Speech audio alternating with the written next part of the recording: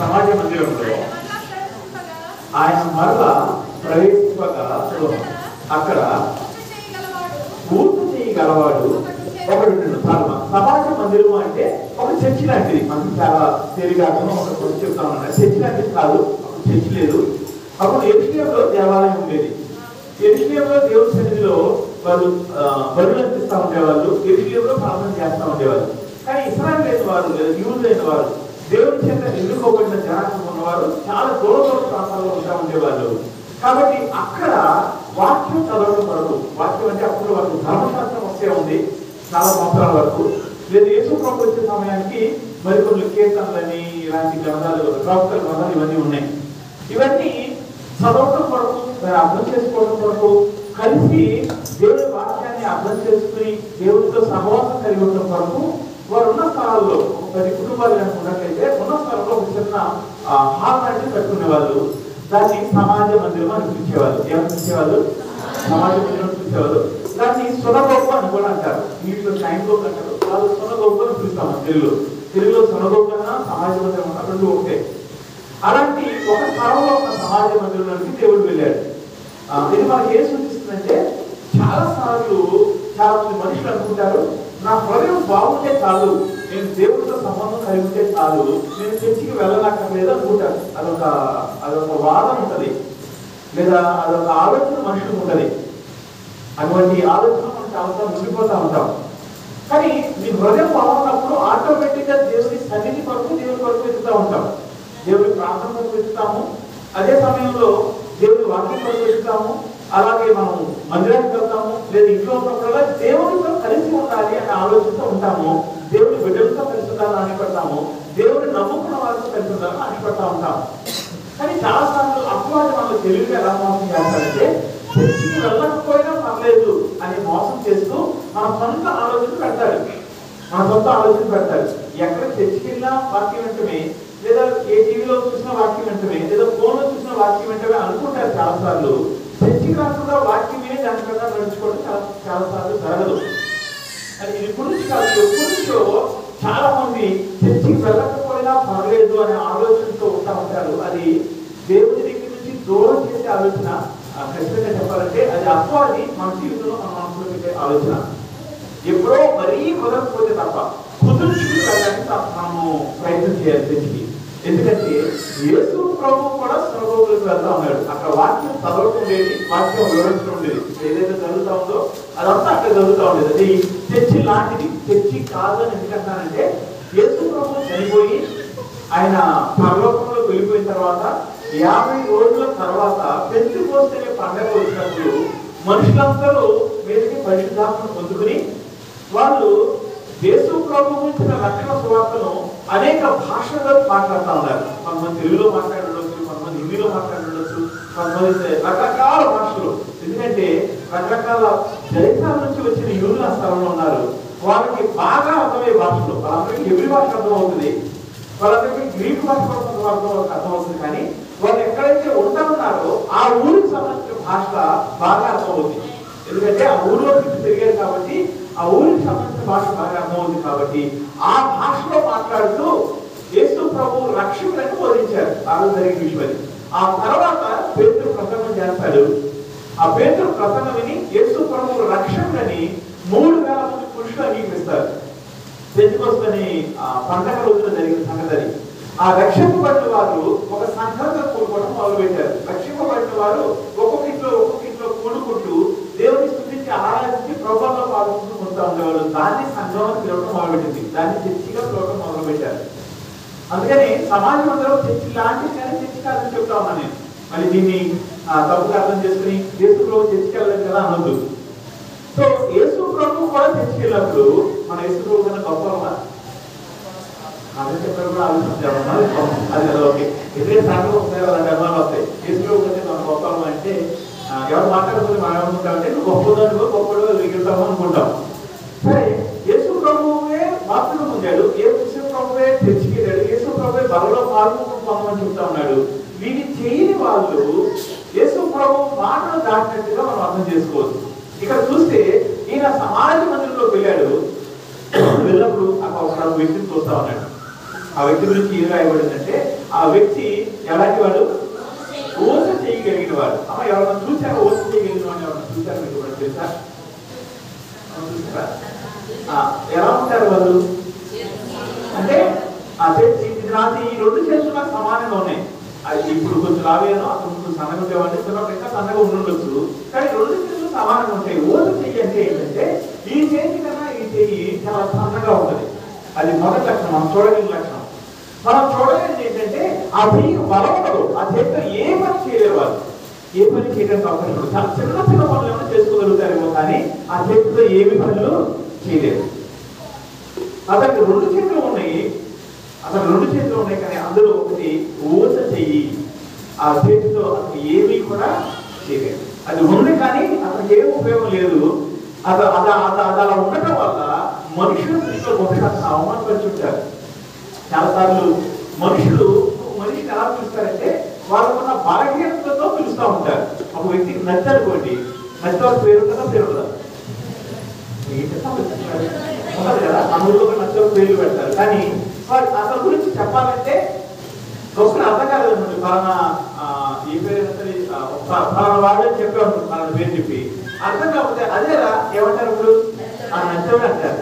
అలాగే ఇతర గురించి కూడా మనుషులు బలహీనతతో అతనున్న లోపంతో పిలవడం అలవాటు ఉంటుంది. మనుషులకి అతనున్న లోపంతో గుర్తు పెట్టుకోవడం అలవాటు ఉంటుంది. కానీ ఈ వ్యక్తి కూడా బహుశా అలాగే అతను అంటూ ఉంటుంటారు. ఆ ఓటు చెయ్యి వాడు అని ఉంటారు. ఓటు చెయ్యి అతని గురించి చెప్పాలనుకున్నప్పుడు అతని పేరు కన్నా ఎక్కువ ఆ బలహీనమైన ఓటు చేయగలిగిన వాడు అని మాట్లాడుంటారు. అతని గురించి చాలా సార్లు ప్రస్తావన తెచ్చుంటారు. అంటే ఆ చెయ్యి వల్ల అతనికి ఉపయోగం లేదు, కానీ ఆ చేతి వల్ల అతన్ని మనుషులు అవమానిస్తూ పిలుస్తూ ఉంటారు. అక్కడ అతను ఉన్నాడు అని రాయబడింది. ఆ తర్వాత చదువుతారమ్మా. అక్కడ చాలా మంది ఉన్నారు, అతను నేరం మోపాలనుకుంటా ఉన్నారు. ఇక్కడ ముగ్గురిని చూస్తా ఉన్నాం. ఆ పేద మనం 1 నుంచి 6 వచ్చిన చదివినప్పుడు అక్కడ మొదటిగా యేసు ప్రభు కనపడతా ఉన్నాడు. ఆయన ఎక్కడికి వెళ్ళాడమ్మా? ఆయన సమాజ మందిరంలోకి వెళ్ళాడు. అక్కడ ఎవరు కనపడతా ఉన్నారు? ఓటు చేయగల వారు కనపడతా ఉన్నారు. అక్కడ కొంతమంది ఉన్నారు, వారి గురించి కూడా చూద్దాం. యేసు ప్రభు గురించి అక్కడ ఉన్న వ్యక్తుల గురించి మనం ఆలోచన చేసే ముందు ఓటు చేయగలిగిన వ్యక్తి గురించి మనం చూద్దాం. ఓటు చేయగలిగిన వ్యక్తి ఎలాంటి వారంటే మనకి ఎటువంటి ఉపయోగం లేని వ్యక్తిగా కనపడతా ఉన్నాడు. ఒక ఆయనకి ఒక గాడి ఉందంట. ఆ గాడి తెలుసా మీరు? గాడిద చీరలాగా వేసి చాలా గాడిదలు ఉంటాయి. గాడితో పాలు తాగుతారు చాలా మంది. అప్పుడప్పుడు విజయవాడలో గాడిని తీసుకెళ్తే గాడిద పాలు నమ్ముతారు. చాలా చిన్న క్లాస్ కూడా మొత్తంలో ఉంటుంది అది. అలాగే ఒక ఆయనకు గాడిద ఉంది. ఆ గాడిద మీద అతను బరువులు వేసుకుని ఒక చోట నుంచి ఇంకో చోట తీసుకెళ్తా ఉండేవాడు. ఆయనకు ఒక కుక్క కూడా ఉంది. 2 ఉన్నాయి ఆయనకి. ఒక గాడిద ఉంది, ఒక కుక్క ఉంది. సరే ఏం చేస్తా ఉన్నాడంటే గాడి మీద బరువులు తీసుకెళ్తా ఉండేవాడు. కుక్క ఎక్కడ ఉంటుంది? కుక్క మ్యాక్సిమం ఇంటి దగ్గర ఉంటుంది. కుక్క మ్యాక్సిమం పెట్టింది ఇంటి కాపలా కాస్తా ఉంటుంది ఆ రోజుల్లో పద్ధతి ప్రకారం. సో ఒకరోజు నేను ఏం చేస్తా ఉన్నాడంటే గాడి మీద బరువులు తీసుకెళ్తా ఉన్నప్పుడు గాడి కుక్కను చూస్తే కుక్కలు ఎప్పుడు చూసినా ఇంట్లో ఉండే కుక్కను చూస్తే అవి ఎక్కువ ఏం చేస్తా ఉంటాయి అంటే నవ్వుతూ ఉంటాయి చూస్తూ ఉంటాయి. చూసారా? ఒక్క నవ్వుతూ చూసారా? ఒక నవ్వుతుందో ఏడుస్తూ మనకు తెలుస్తుంది కదా. ఒక నవ్వుతూ ఉంటుంది, పాపుకుంటూ ఉంటుంది. అది చూడగానే గాడికి అసూయ అవుతుంది. అదే దీని పేరు బాగుంటుంది, అందరూ పాపుకుంటా నవ్వుకుంటానికి కూర్చుంది అని అసూయ అవుతుంది, బాధపడతా ఉంది. చాలా సార్లు అంటే నిజానికి కుక్క తినే అన్నం గాడికి పెట్టరు కదా. గాడికి గడ్డే చేస్తారు, కుక్క మీద అన్నం పెడతారు. కుక్క ఉండే పని కుక్క ఉంటుంది, గాడికి ఉండే పని గాడికి ఉంటుంది. కానీ గాడికి కుక్క మీద ఏమవుతుంది? చాలా సార్లు అసూయ, చాలా భయంకరమైన రోగం. పక్కన వాళ్ళకి మేలు జరిగితే మనకు అసూయ వచ్చేస్తాయి. పక్కన వాళ్ళకి ఏదైనా మంచి ఉద్యోగం వచ్చింది అనుకోండి, మనకు బాధ వస్తుంది. పక్కన వాళ్ళకి ఏదైనా ఇల్లు కట్టుకున్నారు మనకు బాధ వస్తుంది. అలా ఉంటారు కొన్నిసార్లు కొంతమంది మనుషులు. మనకి లేదేమనుకుంటున్నా, లేని వాళ్ళందరూ ఒకసారి ఎదురు చూద్దామా? ఇప్పుడు పొగలు ఉన్నట్టు నాకు అలా ఉంటుంది అసూయ. పొగలు పెట్టలేదు చెప్పలేదు. సరే గాడిని తీసుకెళ్తా ఉన్నాడు. గాడి మీద ఉప్పు బస్తాలు వేసి తీసుకెళ్తా ఉన్నాడు. పక్కకి అమ్మాలి పాపం ఆయన. అమ్మాలి తీసుకెళ్తా ఉంటే అక్కడ వెళ్ళేదాన్ని చిన్న వాగు ఉంది. వాగుంటే వాగు దాన్ని వెళ్ళిపోతాయి. అంటే ఆ గాడిద వాగు దాటగలిగేంత నీళ్ళు ఉన్నాయి, దాని మోకాళ్ళు నీళ్ళు వస్తాయి. వెళ్తా ఉన్నప్పుడు సడన్ గా దాని కాలు వెళ్ళిపోయి కొంచెం నీళ్ళలో పడిపోయింది. గొప్ప ఆయన లేచాడు, వాగు దాటి వెళ్తా ఉంది. అప్పుడు సడన్ గా దానికి అర్థమైన విషయం ఏంటంటే నీళ్ళలో పడి లెక్క అనేది దాని బరువు తగ్గిపోయింది. నీళ్ళలో పడగానే ఉప్పు కరిగిపోతుంది కదా, కొంచెం నీళ్ళలో పడి పాప ఆయన కష్టపడి లేచి దాన్ని నిలబడి కాలు చేసి నడిచేలో ఉప్పు కరిగిపోయింది. దానికి అర్థమైంది ఇంక ఏమర్థమైందంటే నీళ్ళలో నాకు పోయింటే ఉప్పు కరిగిపోతుందని అర్థమైంది. ఉప్పు కరిగిపోతే బరువు తగ్గిపోతుందని అర్థమైంది. సో ఆ రోజు నుంచి ప్రతిరోజు వాటిలో పడిపోతుంది. ఏకంగా పట్టణంలో మాత్రం కానీ నిద్రపోయినట్టు అయిపోతుంది. లెక్క కష్టపడతా ఉంది. అలా రోజు గడుస్తాను. వారం వేయటప్పటికి నేను సిద్ధంగా వేస్తామని మంత్రం రావడం మొదలుపెట్టింది. ఎందుకు కిటికీలు ఉప్పు మొత్తం నీళ్ళలో కలిసిపోతాం. సరే అది రోజు ఒక్కకన్నా ఎక్కువ కావాలి ఇంటికి వస్తున్నాను గంట రోజు వస్తాను. ఒక అడిగితే రోజు మాట్లాడుతున్నా అయిపోయింది. ఈ పాపం ఉప్పు వ్యాపారం నష్టం వస్తుంది కాబట్టి అప్పుడు నేనేం చేశాడంటే పచ్చి వ్యాపారం మొదలుపెట్టాడు. అంటే ఒక ఊళ్ళో కొని తీసుకుని మొదలుపెట్టాడు. దీనికి అలవాటు ఏం చేసిందంటే దాన్ని బరువు చేస్తాను. ఉప్పు పచ్చి అని తెలియదు కదా మరి మళ్ళీ పడిపోయింది. పడిపోతే ఏమైంది బరువు అయిపోయింది. అది మొయ్యలేకపోతా ఉంది. నిజంగానే అట్లా రోజు అయ్యేటప్పటికి మొయ్యలేనంత బరువు వచ్చేటప్పటికి దానికి నేర్పు వచ్చింది. పాపం ఆయన ఏమని చూశాడు. చూసి సర్లే నువ్వు బరువు మొయ్యలేకపోతే ఇది అనాలకి వచ్చినామనుకుని ఇంటి దగ్గర ఉంచాడట. ఇంటి దగ్గర నుంచి కుక్కని తీసుకుని బ్యాట్ పెట్టాడు. బ్యాట్ చేస్తే పాపం గాడికి ఏదైనా వస్తే అరవం వచ్చే గాడికి అరవం రాదు. ఇంటికి వచ్చేటప్పటికి ఆ బయట కుక్కల కీళ్ళంతా పాటు చేసేటప్పటికి తన కోపం వచ్చి దాన్ని తిట్టాడట. తిట్టి దాన్ని ఇంటి వచ్చి పంపించాడు. దాన్ని ఏమో తిట్టాడంటే నా ఘరక నా ఘాటక హిందీ స్టోరీ. అంటే నువ్వు ఇంటికి పనికిరావు పనికి పనికిరావు అని పంపిస్తాడు. అలాగే ఏ ఉపయోగం లేని ఓర్చి అతనికి ఉంది. ఆ ఉపయోగం లేని ఓర్చి వల్ల అతను చాలా దుఃఖపడతా ఉన్నాడు. అప్పుడు దేవుడు అక్కడికి వచ్చాడు. దేవుడు అతను చూశాడు. బహుశా చాలా మంది వ్యక్తులు చాలా సంవత్సరాలుగా అతను చూస్తుంటారు. కానీ ఆ రోజు అతను ఎవరు చూశాడు తెలుసా? దేవుడు చూశాడు. చాలాసార్లు మన జీవితాల్లో అనేక పరిస్థితుల గురించి వెళ్తా ఉంటాము. వీళ్ళుంటే గడిచిన కాలంలో కూడా. కానీ ఎప్పుడైతే దేవుడు చూసే స్థలంలో మనం వచ్చామో, దేవుడు చూసేంత దగ్గరగా మనం వచ్చామో అప్పుడు దేవుడు కనుదృష్టి మనం పడుతుంది. దేవుడు కనుదృష్టి లోకం అంతా సంచారం చేస్తూ ఉంటుంది. కానీ ఎప్పుడైతే ఆయన కనుదృష్టి మన మీద ఉండేలాగా మనం ఆయన సమీపంగా వస్తామో అప్పుడు ఒక మేలు జరుగుతుంది, ఒక అద్భుతం జరుగుతుంది, ఒక మంచి జరుగుతుంది. ఆయన దేవుడి మందిలోకి వచ్చాడు. ఎక్కడున్నాడు ఓసేయగలిగిన వాడంటే యేసు ప్రభు సమాజ మందిరంలోకి వెళ్ళినప్పుడు ఎక్కడున్నాడు ఈయన? ఓసేయగలిగిన వాడు ఎక్కడున్నాడు? అక్కడ రాయబడింది. అక్కడ ఓస చేయగలిగిన వాడు ఒకడు నేను. ఎక్కడున్నాడు అతను? ఓసేయగలిగిన వాడు సమాజ మందిరంలో ఉన్నాడు. చాలా సార్లు మనుషులు నష్టం కలిగినప్పుడు దేవుడు వదిలేస్తారు. కష్టం అనిపిస్తే దేవుడు వదిలేస్తారు. అంటే కష్టం అనిపించినప్పుడు కూడా దేవుడు వదిలేస్తారు. మీకు స్పష్టంగా చెప్పాలంటే మేలు పొందిన తర్వాత దేవుడిని తమ సొంత ఆలోచన పెట్టి వదిలేసి దూరం వెళ్ళిపోయినప్పుడు కొంతమంది ఉంటారు. కొంతమంది వాళ్ళకి ఏమేమి జరగనట్టుగా అనిపించినా సరే వదిలేస్తారు. కొన్నిసార్లు చిన్న కష్టం రాగానే దేవుడు వదిలేస్తూ ఉంటారు చాలా మంది. ఇంకా ఖచ్చితంగా చెప్పాలంటే ఈ వ్యక్తి చాలా రోజుల నుంచి చూస్తుంటాడు. ఒక్కడు వాళ్ళు రాశాడంటే పిల్లవాడు కాదు, ఎవరస్తులు కాదు, పెద్దోడే. అప్పుడు పెద్దోడు అనాలంటే 35 సంవత్సరాలు, కనీసం 30-35 సంవత్సరాలు ఉన్న వారిని ఒక వ్యక్తి అని పిలిచేవారు. అంటే అతనికి కనీసం 30-35 సంవత్సరాలు పైగా ఉండొచ్చు. ఎన్నో సంవత్సరాల నుంచి ఎన్నో రోజుల నుంచి సమాజ మందిరానికి వస్తున్నాడు, వాక్యాన్ని వింటున్నాడు, బహుశా ప్రార్థన చేసుకుని ఉంటాడు. కానీ ఏ మేలు అతనికి జరగలేదు. కానీ అతను మందిరం రాను మానేశాడా? అతను మానవ యేసు ప్రభు వెళ్ళే తయారు అక్కడ ఉన్నాడంటే అతను కూడా మందిరంలో ఉన్నాడు. ఎన్ని సంవత్సరాల నుంచి వచ్చినా అతను ఏ మేలు జరగకపోయినా సరే మందిరానికి వెళ్ళటం అనేది అతను మానలేదు. హల్లెలూయా! ఎంత భక్త చూడండి. అతనికి మందిరానికి వెళ్తా ఉన్నాడు, వాక్యం చదువుతా ఉన్నాడు. ఆ వాక్యంలో మన ఆగ్రహంలో చూసి ఎన్నో అద్భుతాలు కనపడతాయి, ఎన్నో ఆశ్చర్యకాలు కనపడతాయి. అవన్నీ చదివినప్పుడు ఎన్ని విన్నప్పుడు నా జీవితంలో కూడా దేవుడు మేలు చేస్తాడని ఎన్నిసార్లు ఎదురు చూశాడో, ఎన్నిసార్లు అలాంటి అద్భుతం పక్క ఎదురు చూశాడో. ఏ రోజు జరగలేదు. కానీ అతను మందిరానికి రావడం మాత్రం అతనితో పోల్చుకుంటే మనలో చాలా మంది ఎన్నో మేలు పొందిన తర్వాత కూడా మందిరానికి రాలేని వారిగా ఉంటా ఉన్నారు.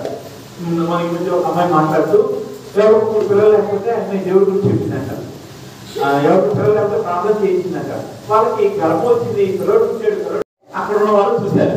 వాళ్ళు ఎలాంటి వాళ్ళంటే వాళ్ళకి 2 విషయాలు తెలుసు.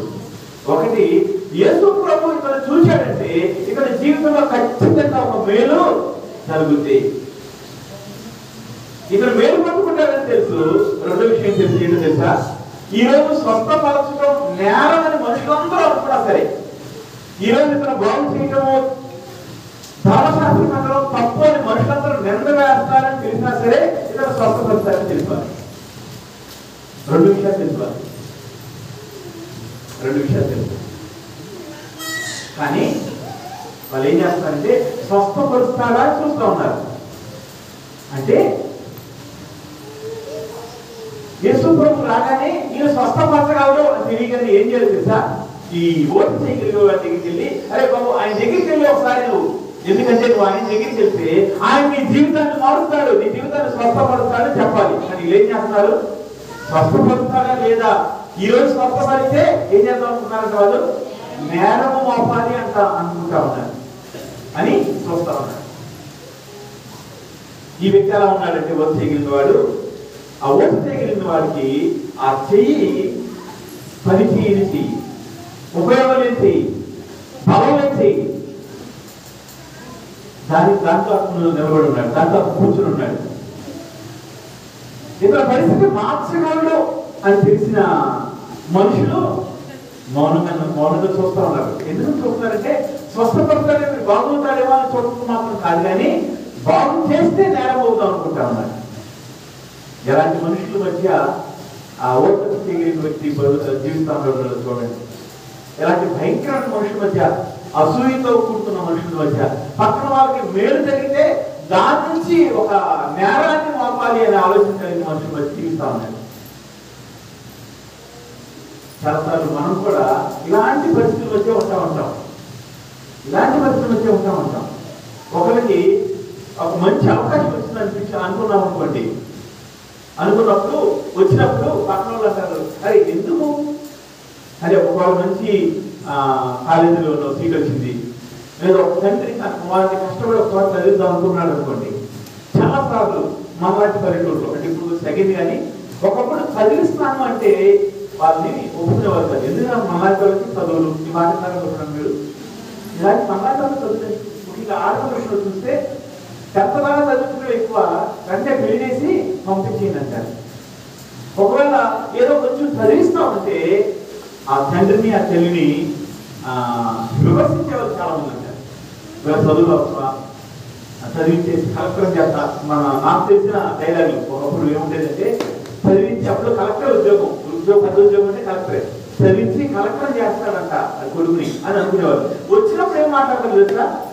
చదివిస్తున్నావా, సరే చదివించు, మనం ఎట్లాగూ మనిషి తీసుకుని బతికైపోయింది, నువ్వంతా చదివించు అంటారు. ఎక్కడ మనుషులు ఎదురుగా మనిషి పక్కన వెళ్ళగానే భయంకరమైన మాటలు మాట్లాడతాం. ఎవరో ఒకప్పుడు చాలా ఎక్కువ ఉండేవారు, ఇప్పుడు తగ్గిందేమో అనుకుంటామన్నా. ఒకవేళ ఈ చదివించే తండ్రి లేదా తల్లి పేదలు అయితే ఆ మాటకు తట్టుకోలేదు. అలాంటి పరిస్థితులు మనం కూడా అలాంటి పరిస్థితులు ఉన్నాము. మన పక్కన వాళ్ళు మనకు మేలు జరుగుతూ ఉంటే మనకి వాళ్ళకి తగిన సహాయం చేసి ఒక మాట సహాయం కూడా చేసే రోజులు లేవు. మనకి మన చుట్టూ ఉన్న వాళ్ళు ఎవరు ఉపయోగకరమైన వాళ్ళు లేరు. ఈ వ్యక్తి కూడా అలాగే ఉన్నాడు.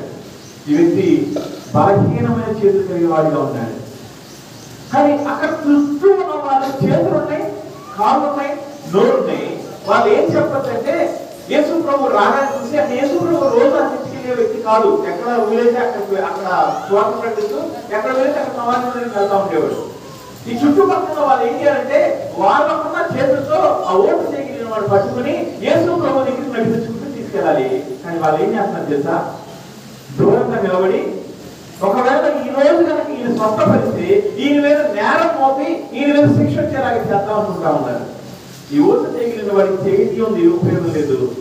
ఆ తన చుట్టూ ఉన్న వాళ్ళకి చేతులునే ఉపయోగం లేదు. చాలా ఈ వాక్యం చదవబడతా ఉన్నప్పుడు నాకు చాలా దొరుకుతున్న ఒక పాట గుర్తొచ్చింది. ఆ పాట ఏంటంటే, హృదయారణ్యములో నేను కృంగిన సమయములో, హృదయారణ్యములో నేను కృంగిన సమయములో వినిపించుచున్నది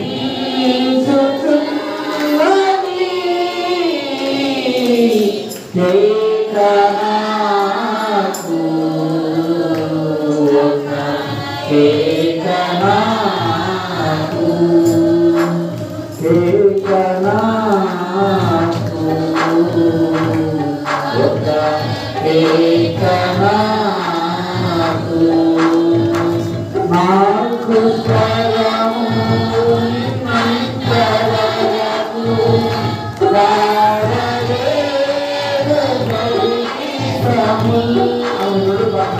నాకు తరము ఉన్నంత వరకు పాడలేదు ప్రభు గీతము స్వరమంతా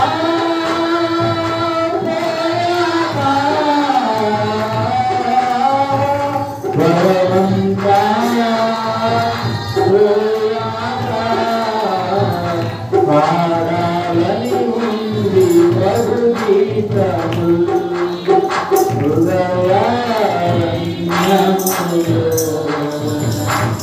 నేను ఉండిన సమయములో. చుట్టూ ఉన్న వాళ్ళకి చేతులు ఉన్నాయి. ఈ పాట రాసిన వ్యక్తి పాట అంటా ఉన్నాడు, నాకు స్వరం ఉన్నప్పుడు పాడాలని అనిపించలేదంటే ఇప్పుడు, కానీ స్వరం పోయిన తర్వాత మొదటి చరణంలో నాకు బలం పోయిన తర్వాత అప్పుడు వెంబడించాలనుకుంటా ఉన్నాను. అక్కడ చాలా మంది మనుషులు ఉన్నారు, వాళ్ళకి చేతులు ఉన్నాయి, చేతులు బలమైనవి. ఆ చేతులతో అతన్ని పట్టుకుని యేసు ప్రభువు దగ్గరికి తీసుకెళ్ళచ్చు. వారి నోటితో ఆయన వెళ్ళి ఆయన దగ్గరికి వెళ్ళు, ఆయన పాదాలు పట్టుకో, లేకపోతే ఆయన దగ్గరికి వెళ్ళి నాకు కావాలి, అయ్యా నా చెయ్యి బాగాలేదు, నన్ను సాగు తప్పుకొచ్చాను అడుగు అని చెప్పగలరు. వారి చేతుల్ని, వారి నోటిని, వారి కాళ్ళని పక్కన వాళ్ళకి మేలు జరగడం కోసం వాడలేని వారిగా ఉన్నారు.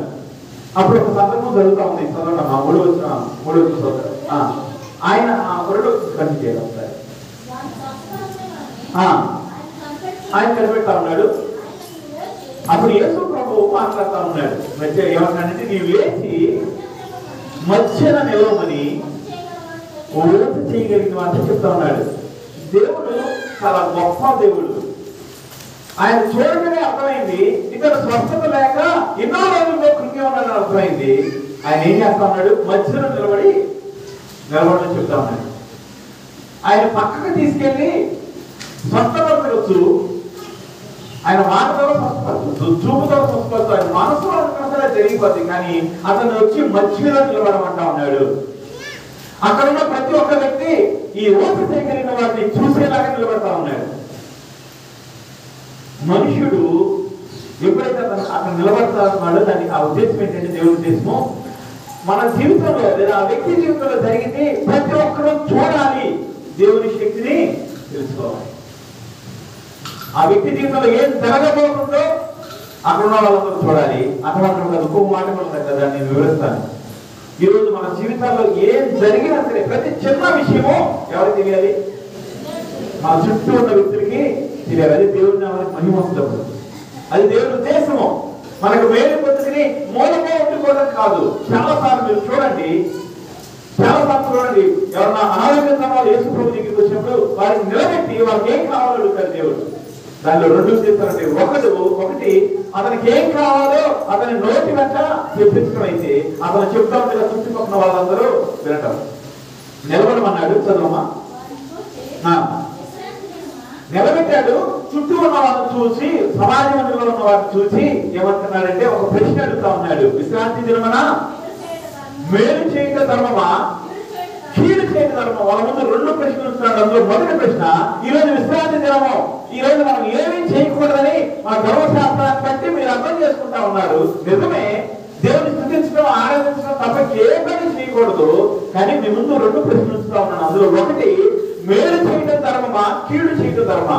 ఇంకోటి ధర్మమా, ప్రాణ రక్షణ ధర్మమా, ప్రాణ హత్య ధర్మమా? అంటే సింపుల్ గా చెప్పాలంటే, ఒకటి ఈ రోజు మనం మేలు చేయడం న్యాయమా, కీడు చేయడం న్యాయమా? చంపివేయడం న్యాయమా, బ్రతికించడం న్యాయమా అంటా ఉన్నాయి. ఆ చుట్టుపక్కల వాళ్ళు చంపారా, కీడు చేశారా?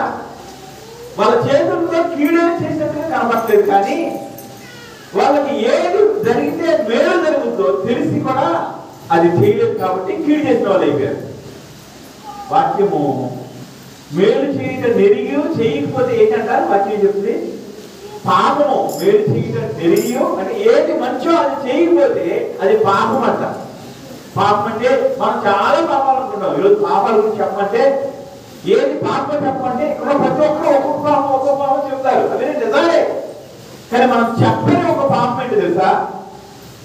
నీకు ఒకటి మంచి చేయడం తెలుసు, నీకు అది చేయకపోతే నీకు పాపం పాల్పడిపోతా ఉన్నావు. వీళ్ళకి యేసు ప్రభు దగ్గరికి వచ్చాడు. అయ్యా యేసు ప్రభు వచ్చాడు, యేసు ప్రభు దగ్గరికి నువ్వు వెళ్తే నీకు స్వస్థత, యేసు ప్రభు నువ్వు దగ్గరికి వెళ్తే నీకు మేలు, యేసు ప్రభు దగ్గర ఒక్కసారి వెళ్ళి నీ జీవితం మారిపోతే చెప్పాల్సిన వాళ్ళు చెప్పకపోవడం వల్ల కీడు చేసిన వాళ్ళు అవుతున్నారు అన్నాడు. మేలు చేస్తే మంచిదా, కీడు చేస్తే మంచిదా అంటే, చంపడం మంచిదా, బ్రతికించడం మంచిదా అంటే వాళ్ళు ఏం చేశారంట? వాళ్ళు ఊరకుండిరి. ఈ మాట ప్రత్యేకంగా మీరు గుర్తు పెట్టుకోవాలని మీతో మాట్లాడుతూ ఉన్నాను.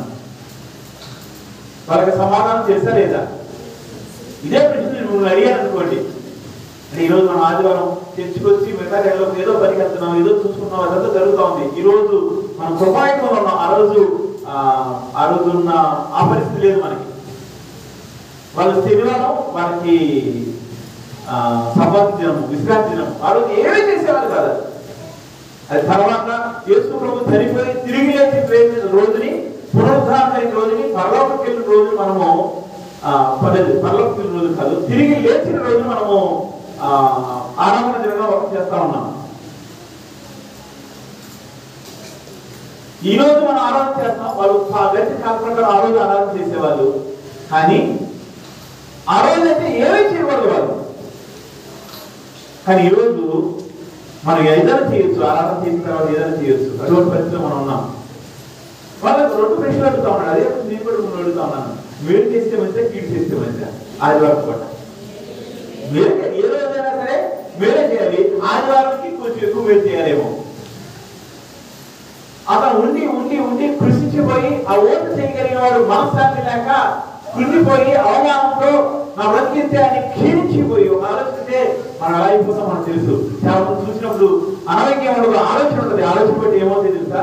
రకరకాల అనారోగ్యాలు ఉన్నట్లుగా అనిపిస్తూ ఉంటాయి. కొన్నిసార్లు మన ఆలోచనలు మన కృంగ చేస్తూ ఉంటాయి. నువ్వు ఎక్కడికి వెళ్ళా ఏమీ లేదని కూడా చెప్తా ఉంటారు కొన్నిసార్లు. కానీ ఆ వ్యక్తి ఆ కృషించి చనిపోవడం మంచిదా, బ్రతికించడం మంచిదా అంటాడు. దేవుడు దేని గురించి మాట్లాడుతున్నా వాళ్ళకి అర్థమైంది. సమాధానం వాళ్ళకి తెలుసా తెలీదా? మాకు తెలుసా లేదా? తెలుసు కానీ వాళ్ళు మాట్లాడలేదంట. మనం కూడా వాళ్ళతో కొంచెం బంధుత్వం ఉన్నట్టు మనం కూడా మాట్లాడాలి. చాలాసార్లు కొన్ని ప్రశ్న అయినప్పుడు మనకెందుకు లేదు మౌనంగా ఉండిపోతాం. మనకు అంత తెలుసు. అది మన భారతదేశంలో మనం మాట్లాడం. వేరే దేశాల్లో మాట్లాడడం అవునో కాదు చెప్పాడు, మౌనం చెప్పేస్తారు.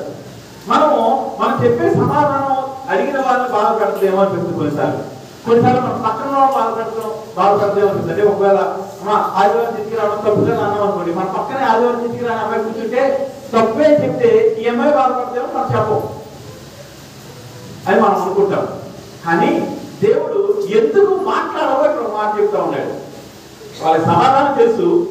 ఆయన దేవుడి గురించి మాట్లాడుతున్నాడు కూడా తెలుసు. మేలు కీడు అంటే ఈయన నా దగ్గరికి వస్తే మేలు పొందాడు కదా, ఈయన నేను తాగితే లేదా ఈయన మాట్లాడితే ఈయన స్వస్థపడతావు అంటే స్వస్థపడతాడు కదా, అది మేలు కదా. అలా చేయకపోతే కీడు కదా. ఏం చేస్తే మంచిది? ఏది చేయడం న్యాయం అని అడుగుతా ఉన్నాడు. దానికి మాట్లాడలా. ఒకవేళ ఇతను నా దగ్గర రాకపోతే, నేను ఇతను స్వస్థపడకపోతే ఇతను క్షీణించి ఆలోచనతో కురికిపోయి చచ్చిపోతాడు కదా తొందరలో, బ్రతకాల్సిన రోజులు బ్రతకకుండా. అది సావే కదా, తప్పేసినట్టే కదా. మనం అక్కడ మేలు జరగకుండా అడ్డపడటం ద్వారా మనమే చేతులు తప్పేసినట్టు అవుతుంది కదా. అదే బ్రతికిస్తే స్వస్థపడితే బ్రతుకుతాడు కదా. ఏం చేస్తే మంచిది అని అడుగుతా ఉన్నాడు. ఆ రెండింటికి సమాధానాలు వాళ్ళు తెలుసు కానీ వాళ్ళు మౌనంగా ఉన్నారంట. అది తర్వాత ఏం కదా మాకు ఆశ్చర్యకరమైన మాట కనబడుతున్నాయి. ఆయన వారి హృదయ కాఠిన్యములకు దుఃఖపడ్డాడు. ఈ మాట మీకు చెప్పాలని ఆశపడతా ఉన్నాను. నీ నోటితో సమాధానం చెప్తే అవునయ్యా మేము ఏదో అనుకున్నాం, నువ్వు కనుక ఈరోజు స్వస్థపరిస్తే విశ్రాంతి దినం అనే ఆచారాన్ని మీరాడు, తప్పు చేశాడు అని నీ మీద నేరం మోపాలనుకున్నాము. కానీ నువ్వు ప్రశ్న అడిగావు కదా, ఆ ప్రశ్న మా కళ్ళు తెరిపించింది. విశ్రాంతి దినమే కానీ మనం మేలు చేస్తున్నాం, విశ్రాంతి దినమే కానీ దేవుడి కార్యము మనుషుల జీవితంలో జరిగేలా చేస్తున్నాము. కాబట్టి నువ్వు మేలు చేయడం రేటయ్యా. నువ్వు కనుక తాగి స్వస్థపడకపోతే అది కృంగి చచ్చిపోతాడు కొన్ని రోజుల్లో, కొన్ని నెలల్లో. కాబట్టి స్వస్థపడితేయ్యా నీ ప్రశ్న కళ్ళు తెరిపించిందని మాట్లాడకపోవటము వారి హృదయ కాఠిన్యం అని చెప్తా ఉన్నాడు.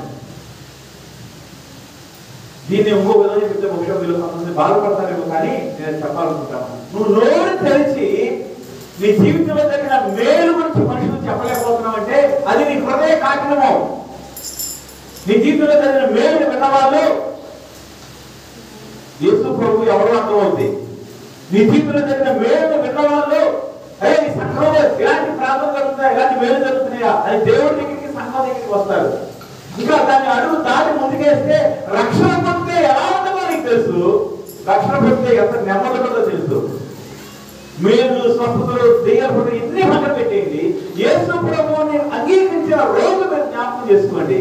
ఆ రోజు నీ హృదయం ఎంత నెమ్మది అనిపించిందో, ఎంత ప్రశాంతంగా నిద్రపోయావో, ఆ రోజు దేవుడు మీ దగ్గర ఉన్నట్లుగా ఎలా అనిపించిందో ఒకసారి ఆ రోజు జ్ఞాపకం చేసుకుంటే, ఆ రోజు గురించి నువ్వు ఎవరికైనా చెప్పకపోతే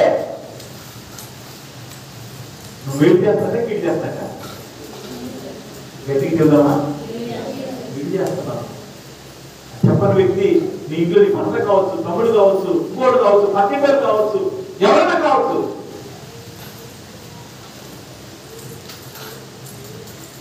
వారికి ఏదో ఆలోచన చేసుకోవడం మీద, కానీ యేసు ప్రభు ప్రశ్న అడిగిన తర్వాత వాళ్ళ హృదయం మార్చబడాల్సింది. కానీ మార్చబడకపోవటం అది ఒక పేరు పెడతా ఉన్నాడు దేవుడు. ఏమంటే ఏంటంటే వారి హృదయ కాఠిన్యము. నువ్వు మాట్లాడకపోవటము అది నీ హృదయ కాఠిన్యాన్ని సూచిస్తుంది. కాఠిన్యం అంటే రాయిలాగా అయిపోయింది హృదయం. ఏది మేలో తెలుసు, ఏది కీడో తెలుసు, ఎలా మేలు పొందుకోవాలో తెలుసు, ఎలా జీవనంలోకి వెళ్ళాలో తెలుసు. పర్లేదయ్యా, ఇప్పుడుకో దేవుడి చిత్తం ఉన్నప్పుడు అప్పుడే దేవుడి దగ్గరికి వస్తాడు. దేవుడి చిత్తం ఉన్నప్పుడు అప్పుడే ప్రార్థన చేసుకుంటాడు. దేవుడి చిత్తం ఉన్నప్పుడు అప్పుడే నవ్వుకుంటాడు. లేదు లేదు, నిన్న అక్కడ ఉంచిందనుకో తెలుసా, నిన్న అక్కడ ఉంచిందనుకో తెలుసా, నువ్వు సాక్షిగా ఉండాలని. ఒక స్థలంలో నువ్వు పనికి వెళ్ళినా, ఒక స్థలంలో నువ్వు ఒక ఫంక్షన్కి వెళ్ళినా, లేదా నీ ఇంట్లో ఉన్న నీ పక్కనింటి వాళ్ళతో మాట్లాడినా, లేదా ఎక్కడ నువ్వు నిలబడినా, ఎక్కడ నీ కాలు పెట్టినా అబ్రహాము దేవుడి వాగ్దానించాడు తెలుసా, నువ్వు అడుగు పెట్టే ప్రతి స్థలమును నీకు ఇస్తాను, దాన్ని ఆశీర్వదిస్తాను అన్నాడు. ఆశీర్వాదం ఏంటి తెలుసా, ఆ చుట్టుపక్కల ఉన్న వాళ్ళకి దేవుని గురించి తెలియజేయటం. వాళ్ళు దేవుని గురించి చూడగానే అరే వీడు స్వస్థపడుతాడేమో, వీడు స్వస్థపడుతాడేమో, ఇప్పుడు వ్యవస్థ తెగిన వాడు ఇలా స్వస్థపడిపోతాడేమో అని బాధపడ్డారు. కనీసం దేవుడు అడిగిన తర్వాత అయినా సరే అవును కదా, మా చేతుల ఆరాధన స్వస్థపడకుండా నేను చేసేస్తున్నాను కదా, అది కీడే కదా. అదే అవునయ్యా, మీరు చేయటమే మంచిది. ఈరోజు అతను స్వస్థపడకపోతే ఎలా కృంగిపోతాడో కృష్ణిపోతాడు చూశారు కదా, ఇంకా కృష్ణిపోతాడేమో, చచ్చిపోతాడేమో, వద్దయ్యా అని అనాల్సిన వాళ్ళు ఒక్క మాట కూడా మాట్లాడకపోతే దేవుడు అది వారి హృదయ కాఠిన్యం అంటది.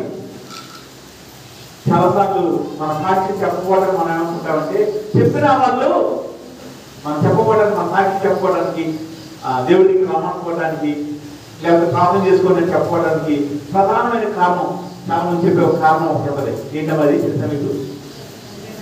చెప్పిన వాళ్ళు వినరు, చెప్పిన వాళ్ళు మారరు అనుకుంటాము. మనం నోటితో చెప్పే సమాధానం అది మనం చూడలేదు, దేవుడు చూసి దానికి ఒక పేరు పెడతా ఉన్నాడు. అదేంటో నీ ముందు పెడతా ఉన్నాడు. అదేంటంట హృదయ కాఠిన్యము. నువ్వు దేవుని ప్రేమను మనుషులు చూపించకపోతున్నావు అంటే అది హృదయ కాఠిన్యము. దేవుడి గురించి మనుషులు వచ్చి చెప్పలేకపోతున్నావు అంటే అది హృదయ కాఠిన్యము. హృదయ కాఠిన్యం మాత్రమే కాదు, 3 విషయాలు చెప్తానండి ఈ గురించి. ఒకటి, దేవుడు మేలు చేయగలరని తెలిసి దేవుడి దగ్గరికి మనుషులను తీసుకొచ్చే ప్రయత్నం చేయకపోవడం, దేవుడి గురించి మనుషుల దగ్గర చెప్పకపోవడం, సాక్షి చెప్పకపోవడం, నీ జీవితంలో జరిగిన మేలు పంచుకోవడం, స్వస్థత కావచ్చు, మానవత కావచ్చు, ఏదైనా కావచ్చు, పంచుకోకపోవడం అనేది 3 విషయాలు సూచిస్తుంది. ఒకటి, అది నీ హృదయ కాఠిన్యము. రెండోది, నీకు కీడు చేసే తత్వం ఉంది, మేలు చేసే మనసు లేదు. మూడోది, మనుషులు చంపే తత్వం ఉంది. అంటే మనుషులు నరకానికి వెళ్ళిపోతే శాశ్వతమైన మరణం అది. మనుషులు దేవుడు పొందుకోకపోతే శాశ్వతమైన మరణం. దాన్ని మనం అంగీకరిస్తున్నట్టు. చాలాసార్లు మన విషయాలు చాలా తేలిగ్గా తీసుకుంటాం, మామూలుగా తీసుకుంటాం. చాలా మంది వ్యక్తులు మనుషులతో దేవుడి గురించి పంచుకోవడానికి కారణం ఏంటి? ఒకటి, వాళ్ళు వింటారనుకుంటాం, రెండోది వాళ్ళు బాధపడతారేమో అనుకుంటాం. అంటే వాళ్ళు బాధపడకుండా యథార్థతను చెప్పలేకపోతున్నారేమో. మీరు ఎంతమంది ఇంజక్షన్ చేసుకున్నారమ్మా? ఇంజక్షన్ చేసుకున్నారా? ఇంజక్షన్ వేస్తే సంతోషం పడుతూ బాధేస్తారు, చాలా బాధేస్తారు కదా. ఎంత మంచి బలంగా కనపడే వచ్చినా సరే ఇంజక్షన్ చేస్తే నవ్వుగా ఇంజక్షన్ చేసుకునే వాళ్ళు ఇప్పుడు వాళ్ళ దివ్య ప్రెగ్నెన్సీతో ఉన్నప్పుడు డాక్టర్ దగ్గరికి వెళ్ళాం. తనకి నిబంధన ఇచ్చారు, సంథింగ్ జరిగింది, వెళ్ళాము. నేను సార్ పక్కన కూర్చున్నాము, దివ్య పక్కన డాక్టర్ మాట్లాడుతూ ఉంది. మాట్లాడతా అని ఇంజక్షన్ పెడదాము అది ఉంది. సరే అన్నాము. ప్రకటిస్తే దివ్య లేదు, ప్రకటిస్తే లేదు. ఏమైపోయిందా అని మొత్తం హాస్పిటల్ తీసుకెళ్ళాను. గవ్వ బయట చెప్పి రోడ్డు మీద కూర్చోండి. ఏంటి అంటే నాకు ఇంజక్షన్ మాత్రం వద్దాను. లేదని చెప్పి బస్సులు లోపల తీసుకొస్తే డాక్టర్ పెద్ద చాలా బాగా దగ్గర కూతురులా చూసుకునేది. నేనే చేస్తాను ఇంజక్షన్ అని చెప్తాను. చేసి మీకు అక్కడ ఉందో లేదో నాకు తెలియదు, కానీ మా వారి పాప ఉంటుంది. ఏమన్నా ఈరోజు తీసుకుంటే ఇంజక్షన్ అయినా సరే ఎందుకు చేయిస్తాం మనం? మా పిల్లలు ఏడవడం కష్టమా? చిన్నపిల్లల నుంచి మాత్రం చిన్నపిల్లల్ని అది ఏడవకుండా చూసుకుంటాం మనం. అయినా సరే డాక్టర్ ఇంజక్షన్ చేస్తారంటే ఒకటి కాదు రెండు. ఒకప్పుడు ఏం చేసేవాళ్ళు తెలుసా? ఆరోగ్యం రాగానే డాక్టర్ గారు ట్యాబ్లెట్ ఇస్తామని సరే ఏమైనా తల్లిదండ్రులు గుర్తున్నా మీకు ఇంజక్షన్ చేయండి అనేవాళ్ళు. ఎందుకంటే వాళ్ళకి అక్కడికి మంచి జరగాలి. పక్కన బాధపడినా సరే బాధపడకుండా చెప్పే మృదువైన మాటలు మనకు రావాలి. విషయం చెప్పాల్సిందే. అందులో శిష్యుడు చెప్పే గ్రంథంలో మాట ఉంటుంది, అలసిన వారిని ఓడి నుంచి జ్ఞానం, శిష్యుడికి తగిన నోరు నాకు దయచేయి. ముందు వాక్యం చెప్తారు, కానీ వాక్యం అంటే దేవుడి గురించి చెప్పినప్పుడు విన్న వాళ్ళు బాధపడతారు. విన్నవాళ్ళు బాధపడతారు. నాకు అలా బాధపడకుండా వాళ్ళ హృదయంలో నీ వాక్యాన్ని వ్యక్తిలో నాకు నేర్పిస్తే ప్రార్థన చేద్దాం. వాక్యం ఇచ్చిన వాళ్ళ వారి హృదయాన్ని కాటి నదికి దుఃఖపడి చదవమా. కోపం వారికి దుఃఖం వచ్చింది, కోపం వచ్చింది, రెండు జరిగి వాళ్ళ హృదయ కాఠిన్యం ఉందని అర్థమైంది. దుఃఖపడతా ఉన్నాడు, కోపపడతా ఉన్నాడు. ఎందుకనే తెలుసా? వీళ్ళు వ్యభిచారం చేయలేదు, దొంగతనం చేయలేదు, విగ్రహారాధన చేయలేదు, అక్కడ ఏమి చేయలేదు. వాళ్ళు సింపుల్ గా ఏం చేశారంటే ఒకడు స్వస్థపడగల్లో వేసుకోవడం కలిస్తే అది తెలిసినా సరే వాడికి తెలియదు. ఆ ఓటు చేయని వాడికి దేవుడికి తెలిస్తే స్వస్థపడతానని తెలియకొని ఉండొచ్చు, కానీ చుట్టూ ఉన్న వాళ్ళకి తెలుసు. మనకు ఎలా తెలుస్తుంటే స్వస్థపడతాడేమో ఇతరులు నేల పోగుదాం అనుకుంటున్నారు. తెలిసినా సరే యేసు ప్రభువు దగ్గరికి అతను తీసుకురాలేదు, యేసు ప్రభువుని కలువని అతను చెప్పలేదు. అతను స్వస్థపడటానికి ఏ ఒక్క ప్రయత్నం చేయకపోగా ఖాళీగా చూస్తూ ఉన్నారు. ఈరోజు మన చుట్టూ ఉన్న వాళ్ళు అనేక మంది యేసు ప్రభు అవసరం వ్యక్తులున్నారు. ఉన్నారా మీకు తెలిసిన వాళ్ళు? వీళ్ళ జీవితంలో యేసు ప్రభు వస్తే వీళ్ళ జీవితం అలా ఉండదు. వీళ్ళు దేవుడు నమ్ముకుంటే వీళ్ళ జీవితం అలా ఉండదు. నేను రాత్రి చెప్పాము, మీరు చాలా మంది రాలేకపోతే ఈరోజు కూడా చెప్తా ఉన్నాను. మన చర్చి కట్టాడు మేస్త్రి, కృష్ణ మేస్త్రి తెలుసా? మా అందరికి చాలా మంది తెలిసి ఉంటుంది కదా. ఆ మేస్త్రి మన రాత్రి చనిపోయాడు. నేను పొద్దున్న తీసుకొచ్చాను. పొద్దున మోషే, నేను దివ్యమ్మ మనిషి మామూలుగా కనబడుతూ ఉన్నాడు. అంటే ఆ ముందులోనే తగ్గారు, కాలు పెయింట్ అది రద్దు చేసుకున్నాడు. తాగి మామూలుగా కనబడుతూ ఉన్నాడు, కానీ బ్రతికేడు. బాగా కట్టేశారు, స్కూల్ వెళ్ళారు. వాళ్ళ అతనికి ఆశపడలు ఉన్నాయి, దాని గురించి ప్రార్థన చేయండి చెప్పాడు. కానీ అప్పటికే అతను అనారోగ్యం ఉందంట. కొంతమంది అడిగి చెప్తా అప్పటికే ఉంది లేదా మంది రోజులు వచ్చిందంట. ఒకటి అనారోగ్యం నుంచి మనం చెప్పుంటే మనం ప్రార్థన చేసేవాళ్ళేమో. అయ్యో అనారోగ్యం గురించి తెలిస్తే ప్రార్థన చేసేవాళ్ళు. హార్ట్లో చూసిన ప్రాబ్లం ఉందంట, ఆయన వచ్చిందంట, హాస్పిటల్ తీసుకెళ్ళారు, చనిపోయాడు. అంటే ఏమి అభివృద్ధి చేయకపోతే వాళ్ళు ఆయన వచ్చింది, హాస్పిటల్ తీసుకెళ్ళారు, చనిపోయాడు. శవాన్ని తీసుకొచ్చారు. చిన్నపిల్లలు కొద్దిగా ఇంట్లో ఫస్ట్ సెకండ్ లేదా డిగ్రీలు చేస్తారు, చాలా చిన్నపిల్లలు. నా బాధ అయ్యో చాలా చెప్పాము, ప్రార్థన చేసుకోండి, మంచి దేవుడు మంచి చేస్తాడు అని చెప్పాము. కానీ అనారోగ్యం చెప్తే ప్రార్థన చేసేవాళ్ళు అనిపించింది. దేవుడు నమ్ముకో, దేవుడు నీకు వేలు చేస్తాడు. దేవుడు నమ్ముకో, నీ హృదయంలో శాంతిని ఇస్తాడు. దేవుడు నమ్ముకో, ఇప్పుడు అంటే నీ జీవితము ఉండదు అని చెప్పాలి మనం. చెప్పలేదు అంటే నీ హృదయం కఠినమైపోయింది. మన సొంతాల కోసం అయితే ప్రార్థన చేయాలి, బయట కోసం కూడా చేయాలి, సొంతాల కోసం మరీ ఎక్కువగా చేయాలి. కారణం ఏంటి తెలుసా? ఒక వ్యక్తి దేవుడిని కలవకపోతే, ఒక వ్యక్తి జీవితంలో దేవుడు లేకపోతే అతను ఎంత మంచివాడైనా సరే చివరికి వెళ్తాడు. ఆమెకు తెలియదా, నాకు తెలియదా లేదో పరీక్షిస్తున్నారు. ఒక వ్యక్తి ఎంత మంచివాడో, చాలా మంచివాడు, కానీ ఏసులో నమ్ముకోవాలి, ఎక్కడికి వెళ్తాడు? చాలాసార్లు మాట్లాడుకుంటే నేను మీకు తెలుసా లేదా, నాకు తెలుసా లేదా పరీక్షిస్తున్నారని ఎప్పుడన్నా తెలుసా? ఒక ఊరు వెళ్తాము, లేదా ఒక ఊరే కాదు, విజయవాడ వెళ్తాం. ఒకసారి ఆటో అతను చూసి వాళ్ళ తోట వెళ్ళాలనుకున్నాడు, చాలా ఆలోచిస్తాడు. ఆలోచించి ఎప్పుడైతే మనం బ్యాగ్ పట్టుకున్నామో ఆటోలో ప్రవర్తన మారిపోతుంది. ఆలోచించి సార్ దూరం అండి 150 రూపాయలు ఉన్నట్టు కొంతమంది ఎక్కడ ఇటు పక్కన అటుపక్కన నేను అడుగుతాడు. నేను అంటాను, నీకు తెలియదా లేకపోతే నాకు తెలుసా లేదా పరీక్షిస్తున్నావా అంట. అదే సార్ అలా అంటున్నారంటే, నీకు తెలియకపోతే నేను చెప్తా, నాకు తెలుసో లేదో పరీక్షించి నాకు డబ్బులు పడతాను, నాకు టైం వేస్ట్ చేస్తున్నాను, విషయం చెప్పంటే అంటే అదే మీకు కూడా అంటున్నాను. నేను అడిగినప్పుడు ఒక వ్యక్తి మంచివాడే కానీ దేవుడు లేడు, ఎక్కడికి వెళ్తారంటే మీరు కొంతమంది చూస్తూ ఉన్నారు.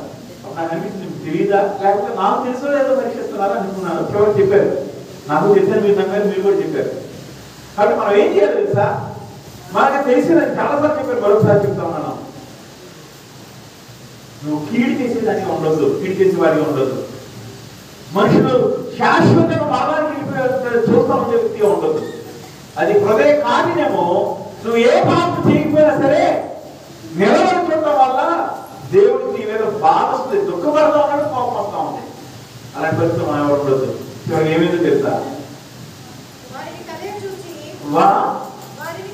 వారి కలిగిన చూచి నీ చేయి చాపు ఆ వ్యక్తితో చెప్పాడు. ఏమైనప్పుడు వాడు చెయ్యి చాపగా బాగుపడిన. హల్లెలూయా. తప్పకుండా దేవుని నామమున మహిమపడతాం. దేవుడు ఒక మాట చెప్తే తీసుకెళ్ళి, దేవుడు ఒక మాట చెప్తే చెయ్యి బాగుపడింది, దేవుడు ఒక మాట చెప్తే నీ జీవితం మారుతుంది. దేవుడు ఒక మాట చెప్తే నువ్వు ఎవరి గురించి ప్రార్థన చేస్తావో వారి జీవితంలో మేము చూడగలుగుతాం. ఆ మాటని ఈ రోజు మనం వాగ్దానం చూస్తున్నాం. రావు చెట్లు ప్రార్థన చేసుకో, దేవుడు నీకు వాగ్దానం ఇస్తాడు. ఆ వాగ్దానము నీ పరిస్థితిని మార్చుతుంది, ఆ వాగ్దానం నీ జీవితాన్ని మార్చుతుంది. ఆ వాగ్దానం నువ్వు ఎవరి కోసమైతే ప్రార్థన చేస్తావో వారి పరిస్థితిని కూడా మార్చుతుంది. అటువంటి కృప దేవుడు అందరికీ దయచేశాక ప్రార్థన చేస్తున్నాం. ప్రార్థన చేసుకునే ముందు